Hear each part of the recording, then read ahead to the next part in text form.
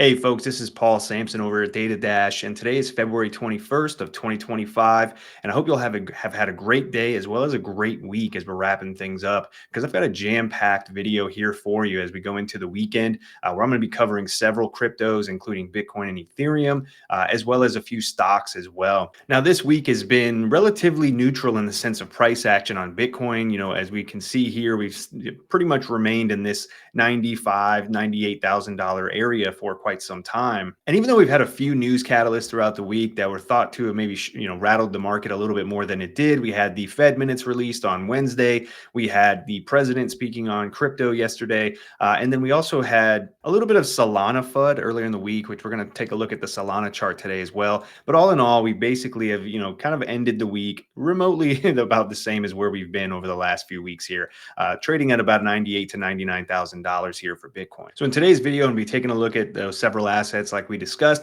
I did want to kind of highlight a little bit of my trading strategy, just so you're aware. I'll do my best to basically explain things as I go.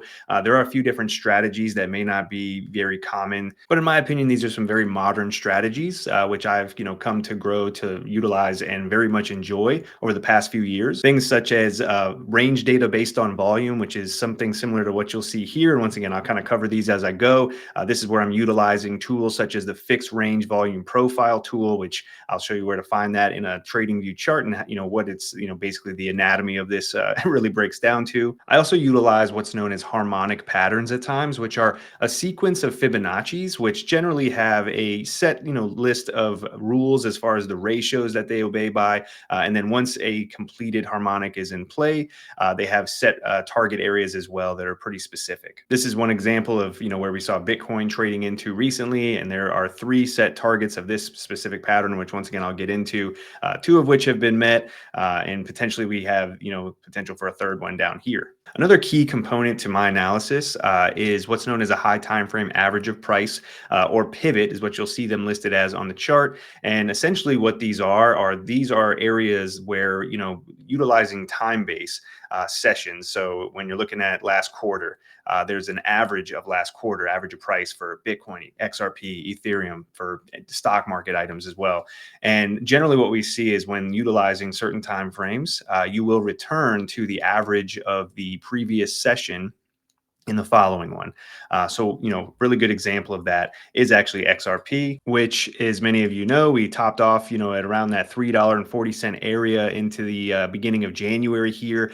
At the beginning of January, this was the beginning of a new quarter, a new 6-month period, obviously a new year as well. And the area that generated as an average for the previous time sessions on XRP, which is once again a pivot, was the quarterly pivot, the 6-month pivot, and the 12 months. So for 3 months, 6 months, and 12 months, this was the average of price for XRP, which has a likeliness to be revisited in the following session. So this was the, once again, average of previous quarter, previous 6-month, and previous year, likely to be met this quarter, this 6-month, or this year, right? So you see these, mean reversion plays time and time again, very much similar to a moving average, like a 200-day, a 50-day, except for these do not move. Once they're set in place, they are just standalone levels, very key regions to build, some confluence on, and you'll see me utilize this time and time again in my analysis. So like I said, I will be explaining things a little bit as I go as well to give you a really detailed idea of my viewpoints on the market and why. And if you have any questions or comments, please feel free to,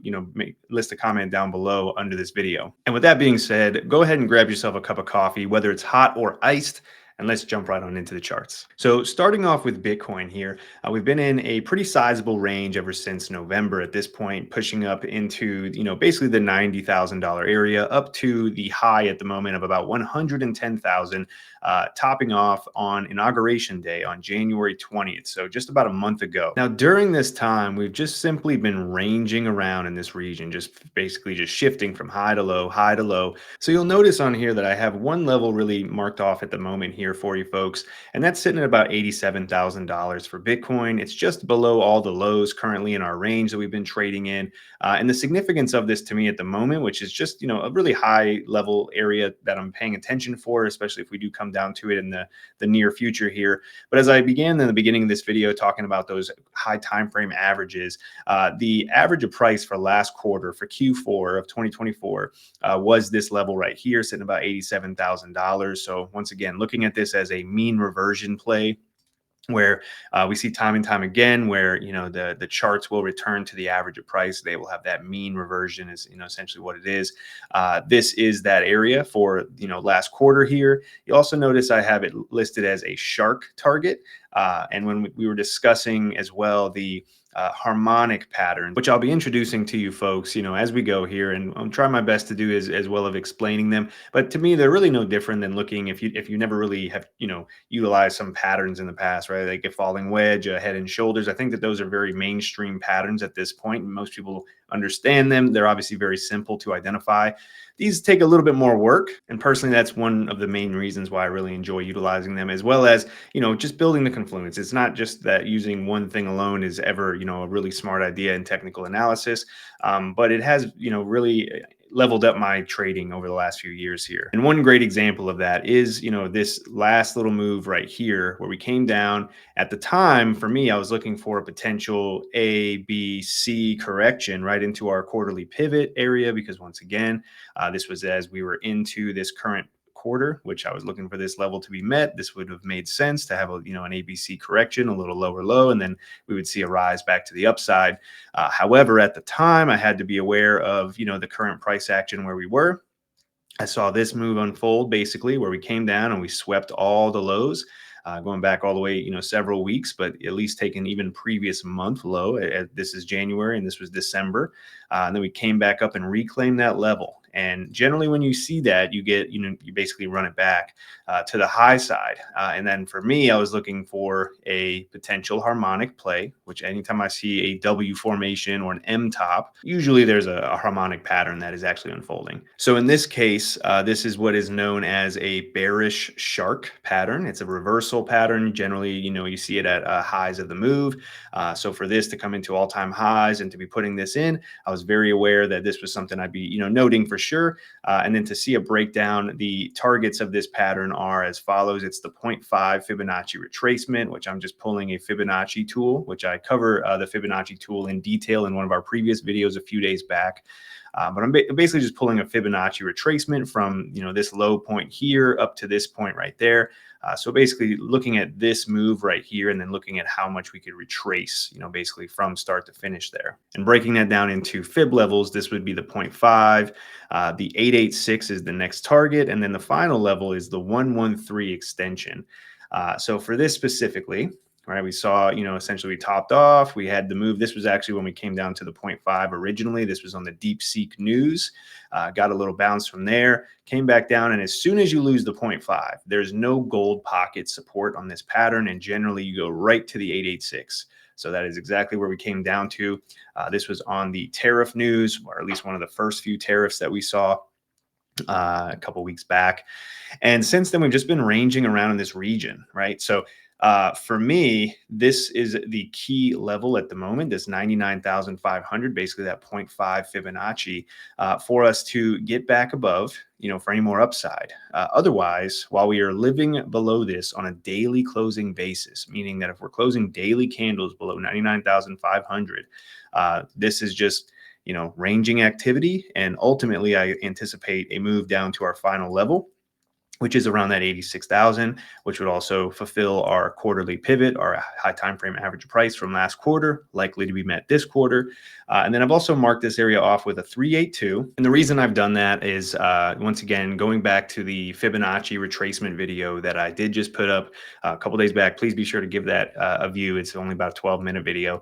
But generally, when you see these really big, hard, strong impulses, whether it's up or down, you do get only a shallow retrace before continuation. And a lot of times that is to the 382 retracement area, which means that of the area you're looking at, we retrace 38.2%. And of this entire move from the bear market low of Bitcoin at $15,000, we saw it right here. This was a 0.382 retracement and then continuation. This was a 0.382 retracement continuation, 0.382 retracement, then continuation here back at 40,000 last July. I'm sorry, last January. And then even when we were looking at this as a macro area last year, when we topped at 74,000 in March, and we had that, long range before we eventually broke down right here to about 48,000. There was a wick. So once again, it's not an exact level by any means, but we did see how we came into this area here. So macro wise, we came back down to your 382 retracement area, and then you got the continuation. And by and large, I would, look at this, last impulse move up as once again another very strong move. So when looking from our $48,000 swing low to the current high at $110,000, you can see that the current 0.382 retrace, if we were to get to it, is sitting right at that level as well. So there's a good bulk of, things lining up in this 86, 87,000. And once again, I would view this as an area. I wouldn't say this is an end all be all level. We could very much wick through. Would look for the, the strength and the reclaim of that area for, basically the next continuation up to the upside for Bitcoin. So once again, folks, realistically, anything under 99,500 is for me just a little bit of ranging activity at this point. That is the key area, the line in the sand for any more substantial upside, in my opinion. If we start closing daily candles above 99,500, I would anticipate a move probably back towards about $105,000 area and potentially new highs at that point. We'd have to see how things unfold. Now, before we move on from Bitcoin here, I did just want to take a look a little bit more locally here. And every Monday, I take a peek at what the previous week range data was. So once again, utilizing the fixed range volume profile tool, which for me is up here in my, this is actually a favorites toolbar that I created. But if you come on over to the left side panel here on your trading view, you'll note that it's the fourth category down here on the left. It's under projection, and then it's in the about middle of the area here. It looks like a P and an I next to it. It says fixed range volume profile. This tool here is going to allow you to essentially highlight all the volume that took place in a certain area on the chart. And you can do that both structurally by just taking, basically a visual range that you can see where we've been just ranging in this region. Or you could also do that on a time base, which is what I prefer most of the time. And what this is you'll see this grayed out area. And for me, I've changed the colors of this. You could change it to whatever you'd like. But of all of this, area on the chart, this is all of the volume that has taken place.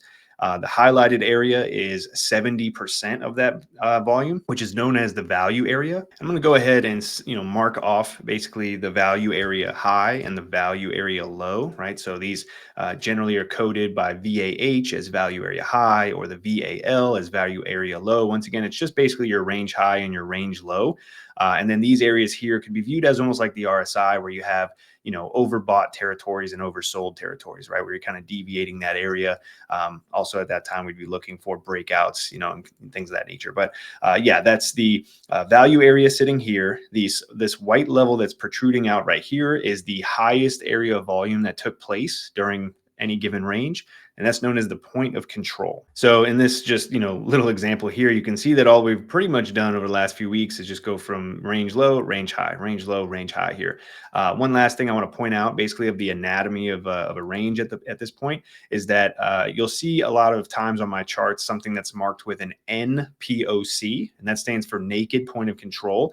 And that is a high volume level that is very likely to be revisited, especially if we, basically come back into those ranges and things like that, right? So, and what that is essentially is that even looking at this right here, where we see how the point of control is down here, if I was to consider this range, historic, or we break out of this range and we, don't return to it, or for me, I look a lot more at the time levels. Once we get away from this region here, this point of control that would not have been back tested yet is going to be known as naked point of control. And there's many ways that we can view that. A lot of times it's a daily naked point of control. So we're looking at the volume from the previous day, a week, a month, quarter, a 6-month period, a year, could be any time frame we're looking at, right? So, but the price action respects these levels very well. I'll show you two examples really quickly of just the recent price action where we came down to two daily naked point of controls and saw some really big support. One of which was basically the low of the week for this week, right? So earlier when we came down to about 93,000 and change,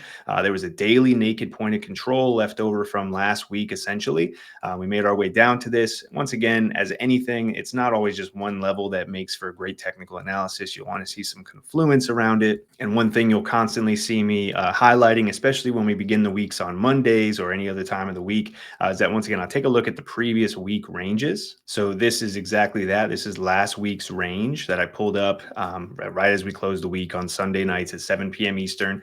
We can see that, once again, point of control ends up stopping right here because that's where I'm ending this range at the time. So realistically, we had a naked point of control sitting right here for a week. So this would have been, and this was on my chart as a weekly naked point of control. This was our previous week range here. And then a couple things that I look for as far as, some of the best moves in the market come from when we sweep highs or we sweep lows, and that goes for any time frame. A monthly. Once again, you just look at a simple, visual structural range, but a lot of times we come down and we take the previous session. So this week was not excluded from that. We came down to start the week. This was Tuesday, right? And we came down and we swept the previous week low. We met our daily naked point of control. We came back up. We reclaimed the previous week low here. And from there, we would anticipate a move back higher. Most of the time, you run at least the previous range, right? So this is our range data, our range low, our range high. We had a naked point of control in the mix there. And effectively what this does here is that anybody that got into the market in these levels here, because most people are not entering at the exact low with a loose stop loss or even a decent stop loss from that area. Many are coming in, once the move is underway, once the confirmations are a little bit more clear, once they get a feel for the market, right? So anybody that got in from a whole week ago that, sat in the trade for this long, it got stopped out of the market just to see the market, rip back up to really not anywhere we haven't been, but very locally short term. That's essentially what we did.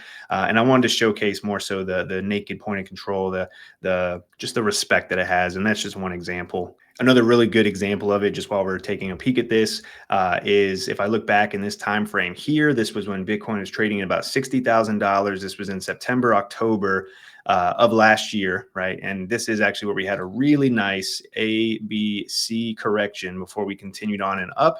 And what did we also land right into right here? So to wrap up Bitcoin here, very simple, or nothing more than just range bound activity at the moment. On a higher level, to me, I'm still looking for a potential move downwards of about 86, 87,000 and looking for some, pretty significant, support, maybe a bounce from there.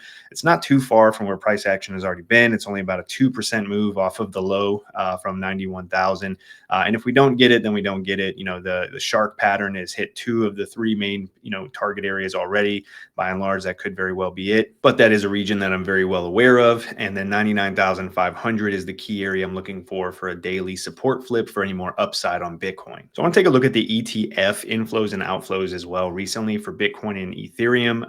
Essentially what ETF inflows and outflows are is as simple as just stating that, either investors or institutions are buying or selling. So outflows are selling basically, and inflows are when new money's coming in. So, buy orders are being placed. And what's interesting here is that yesterday, Bitcoin's ETFs recorded 64.1 million outflows, while the Ethereum ETF recorded 19 million in inflows. So what that showcases is that, there are investors and institutions, once again, possibly, rebalancing, their holdings there, where they're taking profit on Bitcoin and potentially putting it into other assets such as Ethereum.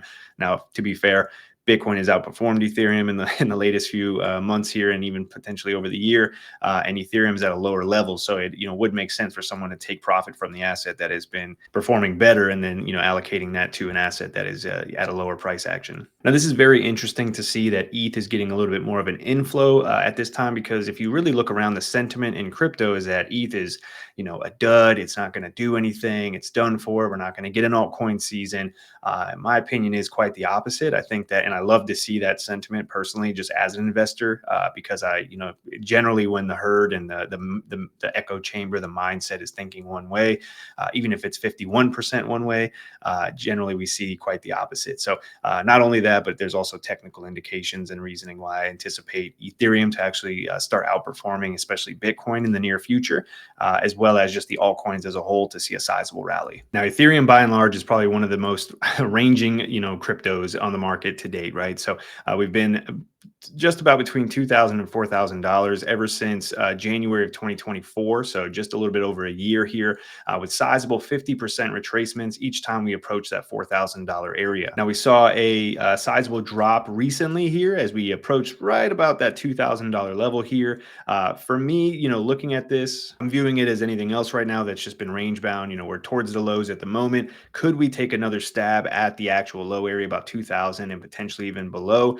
There's always the chance. And on top of that, we do have a couple of key areas down here at about 1976 to 2044. And what that is, that's a yearly pivot. So once again, high time frame, average of price, likely, does not guaranteed, but likely area to be met following session, meaning this year, which sits at 1976 on ETH. We also have basically the yearly lows from last year that we have not necessarily taken. Not that we have to. We came pretty low enough, honestly. But for me, I am anticipating, a pretty sizable next leg up on Ethereum and the altcoins here. So the question just is if it can go any lower beforehand. I think that in a sense of a DCA idea strategy, I'd look for these three key levels here, one of which being just a local gold pocket, which I've pulled from the swing low that we put in down there at almost 2,100 up to the $2,900, basically the rebound here. We've been range bound ever since, kind of keeping a nice little consolidation area intact. But if we do pull down, I'm looking at that local gold pocket. It's about $2,400. Potentially the 886 retracement, which is almost a 90% retracement of this move here, which does come down to about 2175, 2200 basically. And then overall, I think that a really great opportunity is anything under 2,000. As far as, once again, getting in for mid to long term plays, something, no leverage here. And anytime I'm talking on, any kind of altcoins, I'm never suggesting utilizing leverage with them. There's no point. These are buy and hold strategies for the most part. And as far as a little line in the sand for any more upside, I would say that if we came up and started living above this weekly naked point of control, so once again, a high volume area, which is also, if you'll note this red level right here, this is a quarterly VWAP. So that's a volume weighted average of price, which we'll get into in another video, but it's once again a similar tool to a average moving average. It's just more weighted on the volume. So that area does come in, pretty much around 3,000 to 3,100. So if we break out of this region and start reclaiming that level here, I would be looking for more upside. Otherwise, looking for, some DCA areas, a little staircase down below us here in these regions here. And then, looking for a sizable move to the upside in the coming, soon, maybe months over here. I wanted to touch on Solana in this video as well. Similar to Bitcoin in the beginning of the video, I highlighted a harmonic pattern. And, it's not all going to be every single thing is going to look like this, but a lot of these are really nice. And the way I utilize them pretty heavily is with the target areas that we may see off of them, right? And once again, nothing's perfect. I'm not looking to, I wasn't looking to short Solana up at this area, even though it would have been a really nice play. But to me, I was aware that we came up and we put in a very sizable bearish reversal pattern similar to Bitcoin up here at $287 back on the 20th of January as well, and similar target areas as Bitcoin, right? So we had the 0.5, the 0.886, no gold pocket support basically. And then overall, the final target area is in this region right here. I'm giving it a little wiggle room because we do have two naked point of control. So those high volume levels for both a 6-month period and a whole year, both coming in at about $142 with the 113 final target area being around 153. So folks, for this scenario here, once again, not trying to pinpoint exact levels to the T. I'm just pointing out why the price action may react in certain ways and get to areas that over time, looking back now, this seems pretty simple, but this was something I was looking at when it actually occurred. And then once again, depending on how we want to utilize this information, if anything, just to make you a little less stressed, when it does come down to it. gives you key regions to be aware of, to set alerts for, potentially look for new entry points, right? In my opinion, depending on how Bitcoin does react, and if we do see a pullback in Bitcoin, maybe towards that $86,000 area and whatnot, this could be a very big region for Solana, for for a buy zone, really for a next, whether it's even just a retracement back up towards 200 plus, or maybe even new all-time highs. But that's where I'm looking at for Solana to come down to complete this final area here around that 153 to 142 area. This starts to look like it won't happen when we start to reclaim that 184. So really anything above that 184, maybe I have to start revisiting the idea that maybe this already kind of put in the low for the moment, and then we get a bounce beforehand. But similar to Bitcoin, it's really 232 that makes a difference, but that's a little far ways away. But I do anticipate looking, for Solana to actually maybe even push back up to this region, get that last little push down. And then, like I said, this was a really decent area, I think, for an entry, right? And then if anything, I know that buying $140 is not ideal compared to where it's been, but this would be, a sizable 40-50% retracement from the highs. So for XRP, I actually share the same outlook as Cassie in her video recently. We're looking for, that areas down below us for some key support. And while I was, pretty decently prepared for this pullback down to about 180. If looking for the next, best areas as far as, just, risk management would go for some ideal entries, if we get them, and there's no guarantee you do, of course, would be, the local gold pocket, which is derived from this low to this high, which is coming in right here at about 213, and then potentially as low as the 886, which is 188. From there, we'd be looking for that, potential continuation to the upside. And either way, assuming we can break past this high right here, my next major targets for XRP sit at 370, 489, and then 681. So I'm going to take a look at the SPY chart really quickly here. This is the ETF that runs from the S&P 500, and once again, we're at all-time highs here on the S&P 500 essentially. And in my opinion, I do anticipate seeing the stock market to continue a bit higher here over the next several months here. But locally, if we were looking for any type of a pullback and a retracement Y, I could see bringing up from our 507 low to the current high, we've got a 382 retracement level and a gold pocket sitting just between 543 and 572 from the current high. And then there is a couple of key regions sitting in between those areas, a untapped yearly pivot. So once again, high time frame average of price from last year, likely to be met this year. There's a quarterly naked point of control. So a high volume target sitting there at about 559, likely to be, once again, not a given, not a guarantee we have to go straight there. But if price starts to make its way down there, we'll be, able to look at this as a level of confluence with other key regions. And then, of course, you get the previous all-time high sitting here. And we'll finish up today by taking a look at Tesla here. Tesla has put in a high of about 488 recently and come down as low as 325, which has potentially put in a harmonic pattern known as the Gartley. This is actually a bullish setup where we have, come down into these regions. It's bearish upon completion, obviously, as we're having to see a pullback to get there. But this is a bullish setup once complete. And the main targets of this are as follows. It's the 0.382 retracement, which you can see is also our quarterly VWAP, that volume weighted average of price sitting up here at 387. And then the next area I'd look to would be 426 to 431 in the near term, coming weeks, months here for Tesla up to the upside. If you enjoyed this video, please be sure to give us a like and make sure you're subscribed to the channel so you don't miss any more educational content such as this. If you have any comments or questions, I'd love to hear about them down in the comment section. Again, my name is Paul Sampson here from DataDash, wishing you all a great remainder of your day, and I'll see you all in the next video. Till then, everybody, cheers.